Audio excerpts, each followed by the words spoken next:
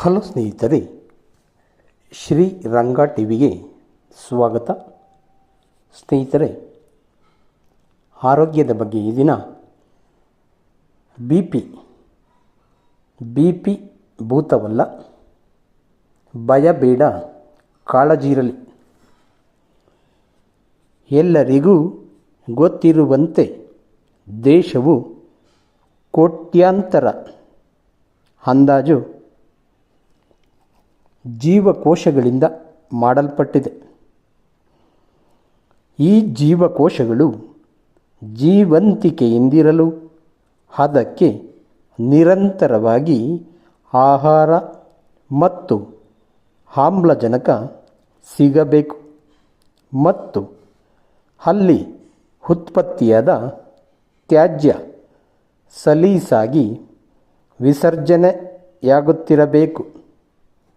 ರಕ್ತನಾಳಗಳಲ್ಲಿ ಶಾಶ್ವತವಾಗಿ ಹರಿಯುತ್ತಿರುವ ರಕ್ತವು ಜೀವಕೋಶಗಳಿಗೆ ಆಹಾರ ಮತ್ತು ಆಮ್ಲಜನಕ ಪೂರೈಸುತ್ತದೆಯಲ್ಲದೆ ಅಲ್ಲಿ ಉತ್ಪತ್ತಿಯಾದ ಕಲ್ಮಶಗಳನ್ನು ವಿಸರ್ಜನೆಗಾಗಿ ಶ್ವಾಸಕೋಶ, ಮೂತ್ರಪಿಂಡ ಹಾಗೂ ಚರ್ಮಕ್ಕೆ ಹೊತ್ತೊಯ್ಯುತ್ತದೆ. ಹೀಗೆ ಪರಿಚಲಿಸುತ್ತಿರುವ ರಕ್ತವು ಜೀವಕೋಶಗಳ ಪಾಲನೆ, ಪೋಷಣೆ, ಪ್ರಾಣರಕ್ಷಣೆ ಮಾಡುತ್ತದೆ. ಆದುದರಿಂದ ರಕ್ತನಾಳಗಳನ್ನು ಜೀವಿಯ ಜೀವನಾಡಿ ಅಥವಾ ಜೀವನದಿ ಎನ್ನಲಾಗಿದೆ. ಮಾನವ ದೇಹದಲ್ಲಿ 90,000 ಕಿಲೋಮೀಟರ್ ಉದ್ದದ ರಕ್ತನಾಳಗಳ ಜಾಲ ಹರಡಿಕೊಂಡಿದೆ. ಹೃದಯದಿಂದ ಹೊರಟ ಅಯೋರ್ಟಾ ಎಂಬ ರಕ್ತನಾಳ ದೊಡ್ಡದಾಗಿರುತ್ತದೆ. ಇದು ಸಣ್ಣ ಪುಟ್ಟ ಕವಲುಗಳಾಗುತ್ತಾ ಮುಂದೆ ಕ್ರಮಿಸುತ್ತದೆ. ಜೀವಕೋಶಗಳನ್ನು ತಲುಪುವ ರಕ್ತನಾಳದ ವ್ಯಾಸ ಕೂದಲೆಳೆಗಿಂತ ಚಿಕ್ಕದಾಗಿರುತ್ತದೆ. ಇದನ್ನು ಲೋಮನಾಳ ಎನ್ನುತ್ತಾರೆ. ಹೃದಯವು ಪ್ರತಿ ನಿಮಿಷಕ್ಕೆ 72 ಬಾರಿ ಸರಾಸರಿ ಮಿಡಿಯುತ್ತಾ ಪ್ರತಿ ಮಿಡಿತದಲ್ಲಿ 70 ಮಿಲಿಲೀಟರ್ನಷ್ಟು ರಕ್ತವನ್ನು ಪಂಪ್ ಮಾಡುತ್ತದೆ. ಒಟ್ಟಾರೆ ಪ್ರತಿ ನಿಮಿಷಕ್ಕೆ ಹೃದಯ ಅಂದಾಜು 5 ಲೀಟರ್ ರಕ್ತವನ್ನು ಪಂಪ್ ಮಾಡುತ್ತದೆ.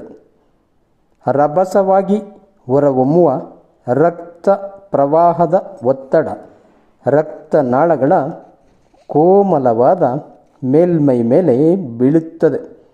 ಇದನ್ನೇ ನಾವು BP ಅಂದರೆ ಬ್ಲಡ್ ಪ್ರೆಷರ್, ರಕ್ತದೊತ್ತಡ ಎನ್ನುತ್ತೇವೆ. ಹೃದಯವು ರಕ್ತ ಪಂಪ್ ಮಾಡುವಾಗ ಕುಗ್ಗಿದಾಗ ಉಂಟಾಗುವ ಒತ್ತಡವನ್ನು ಆಕುಂಚನ ಸಿಸ್ಟೋಲಿಕ್ ಒತ್ತಡ ಎಂದು, ಹೃದಯ ವಿಕಸಿತಗೊಳ್ಳುವಾಗ ಅಂದರೆ ಹಿಗ್ಗುವಾಗ ಉಂಟಾಗುವ ಒತ್ತಡವನ್ನು ವಿಕಸಿತ ಒತ್ತಡ ಡಯಾಸ್ಟೋಲಿಕ್ ಎಂದು ಕರೆಯುತ್ತಾರೆ. ಪ್ರತಿಯೊಬ್ಬರಲ್ಲೂ ರಕ್ತದೊತ್ತಡ BP ಇದ್ದೇ ಇರುತ್ತದೆ. ಈ ಒತ್ತಡದಿಂದಲೇ ಶ್ವಾಸಕೋಶ, ಚರ್ಮ, ಮೂತ್ರಪಿಂಡಗಳಿಂದ ಕಲ್ಮಶಗಳು ವಿಸರ್ಜಿತಗೊಳ್ಳುತ್ತವೆ. ಈ ಒತ್ತಡದಿಂದಲೇ ಹೃದಯಕ್ಕೆ ಮಲಿನಗೊಂಡ ರಕ್ತ ಬಂದು ಸೇರುತ್ತದೆ.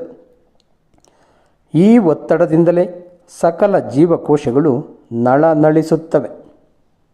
ನಿಮಗೆ ಹೈ BP ಅಥವಾ ಲೋ BP ಇಲ್ಲ ಎಂದು ಹೇಳಲು ನಿಮ್ಮ ಸಿಸ್ಟೋಲಿಕ್ ಒತ್ತಡ 120, ಡಯಾಸ್ಟೋಲಿಕ್ ಒತ್ತಡ 80 ಮಿಲಿಮೀಟರ್ ಇರಬೇಕಾಗುತ್ತದೆ. ಜನಸಾಮಾನ್ಯರಲ್ಲಿ ಹೆಚ್ಚು ರಕ್ತದೊತ್ತಡ ಇರುವುದನ್ನು ಸಾಮಾನ್ಯವಾಗಿ BP ಎಂದು ನಾಮಕರಣ ಮಾಡಲಾಗಿದೆ. ರಕ್ತದೊತ್ತಡ ಹಲವಾರು ಅಂಶಗಳಿಂದ ನಿರ್ಣಯವಾಗುತ್ತದೆ. ಅವುಗಳೆಂದರೆ ಹೃದಯ ಹೊರ ಹಾಕುವ ರಕ್ತದ ರಭಸ, ರಕ್ತದ ಪ್ರಮಾಣ, ರಕ್ತದ ಸಾಂದ್ರತೆ, ರಕ್ತನಾಳಗಳ ಮೃದುತ್ವ, ರಕ್ತನಾಳಗಳ ಸ್ಥಿತಿಸ್ಥಾಪಕತೆ ಮತ್ತು ಸ್ವಸ್ಥತೆ, ರಕ್ತನಾಳಗಳಲ್ಲಿನ ನರಗಳ ಕ್ರಿಯಾಶೀಲತೆ, ರಕ್ತನಾಳಗಳ ಒಳ ವಿನ್ಯಾಸ. BP ಪರೀಕ್ಷೆ. ರಕ್ತದೊತ್ತಡದ ಎಲ್ಲರಿಗೂ ಇರುತ್ತದೆ ಎಂದು ನಮಗೀಗಾಗಲೇ ಗೊತ್ತಾಗಿದೆ. ನಮ್ಮ ರಕ್ತದೊತ್ತಡ ಸರಿಯಾಗಿದೆಯೋ ಅಥವಾ ಹೆಚ್ಚಾಗಿದೆಯೋ ಇದನ್ನೇ ವೈದ್ಯರು BP ಎಂದು ಹಣೆಪಟ್ಟಿ ಅಂಟಿಸುವುದು ಎಂದು ತಿಳಿಯಲು BP ಮಾಪನದಿಂದ ಪರೀಕ್ಷಿಸಿಯೇ ತಿಳಿಯಬೇಕಾಗುತ್ತದೆ.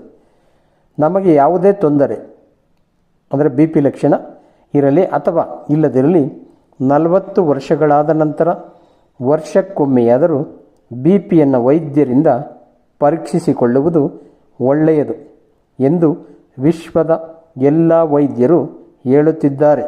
ಏಕೆಂದರೆ BP ಇದ್ದರೆ ಸೂಕ್ತ ನಿಭಾವಣೆಯಿಂದ ಒತ್ತಡವನ್ನು ಹಿಡಿತದಲ್ಲಿಟ್ಟುಕೊಂಡು ಆರೋಗ್ಯಕರ ಜೀವನ ನಡೆಸಬಹುದು.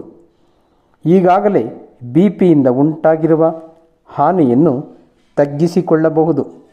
BPಯಿಂದ ಮುಂದಾಗಬಹುದಾದ ಪ್ರಾಣಾಂತಿಕ ಅಪಾಯಗಳಿಂದ ಪಾರಾಗಬಹುದು. ಜೀವನ ಶೈಲಿಯಲ್ಲಿರುವ ತಪ್ಪುಗಳನ್ನು ತಿದ್ದಿಕೊಂಡು ಆಯುಷ್ ವೃದ್ಧಿಸಿಕೊಳ್ಳಬಹುದು. BP ಇಲ್ಲದಿದ್ದರೆ BP ಉಂಟಾಗದಂತೆ ಜಾಗರೂಕತೆಯಿಂದ ಇದ್ದು ಮತ್ತೆ ಮುಂದಿನ ವರ್ಷ ತಪ್ಪದೆ BP ಪರೀಕ್ಷೆ ಮಾಡಿಸಿಕೊಳ್ಳುವ ನಿಶ್ಚಯ ಮಾಡಬೇಕು. ನೀವು BP ಪರೀಕ್ಷೆ ಮಾಡಿಸಿಕೊಳ್ಳಲು ಹೋಗುವಾಗ ಪ್ರಶಾಂತತೆ ಇರಲಿ, ಚೆನ್ನಾಗಿ ನಿದ್ದೆ ಮಾಡಿ ಅನಂತರ ಬೆಳಿಗ್ಗೆ BP ಪರೀಕ್ಷಿಸಿಕೊಳ್ಳುವುದು ಅತ್ಯುತ್ತಮ. ನೀವು ವೈದ್ಯರ ಬಳಿ ಹೋದಾಗ ವೈದ್ಯರು ಆರಾಮವಾಗಿ ಕುರ್ಚಿಯಲ್ಲಿ ನೇರವಾಗಿ ಕುಳಿತುಕೊಳ್ಳಲು ಹೇಳುತ್ತಾರೆ. ಒಂದು ಕೈಯನ್ನು ಮುಂದೆಯೇ ಇರುವ ಟೇಬಲ್ ಮೇಲೆ ಇರಿಸಬೇಕು ಎಂದು ಸಹ ತಿಳಿಸಿ ನಿಮ್ಮ ಆತಂಕವನ್ನು ನಿವಾರಿಸಿ ನಿಮ್ಮ ತೋಳಿಗೆ BP ಉಪಕರಣ ಪಟ್ಟಿಯನ್ನು ಬಿಗಿಯುತ್ತಾರೆ.